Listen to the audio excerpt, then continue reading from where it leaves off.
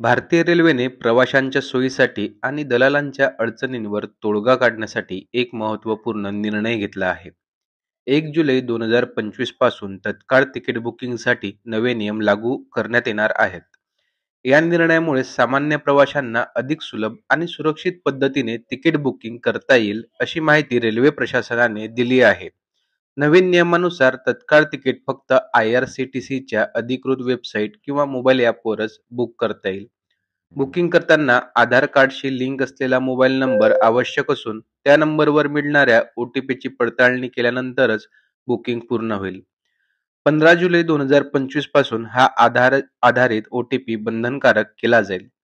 या प्रक्रियेचा उद्देश म्हणजे दलालांकडून होणारी अनधिकृत तिकीट बुकिंग थांबवणे आणि खऱ्या प्रवाशांना प्राधान्य देणे. तसेच तत्काळ बुकिंगसाठी रेल्वे एजंट्सवरही निर्बंध आणण्यात आले आहेत. एजंट्सना बुकिंग सुरू झाल्यानंतर पहिल्या 30 मिनिटात तिकीट बुक करण्याची परवानगी नसेल. यामुळे सर्वसामान्य प्रवाशांना तिकीट मिळवण्यात संधी मिळणार आहे. तात्काळ तिकीट बुकिंगची वेळ ही AC तिकिटासाठी सकाळी 10 ते 10:30 आणि नॉन AC तिकिटासाठी सकाळी 11 ते 11:30 अशी असणार आहे. रेल्वे प्रशासनाने स्पष्ट केले आहे की या नव्या प्रणालीमुळे तिकीट बुकिंग अधिक पारदर्शक आणि सुरक्षित होईल. प्रवाशांनी या नव्या नियमांची माहिती घेत जागरूक राहावे, असेही आवाहन रेल्वे प्रशासनामार्फत करण्यात आले आहे. या नियमांचे पालन केल्यास प्रवासात सुलभता आणि सुरक्षितता वाढेल, तसेच दलालांच्या हस्तक्षेपाला आळा बसेल.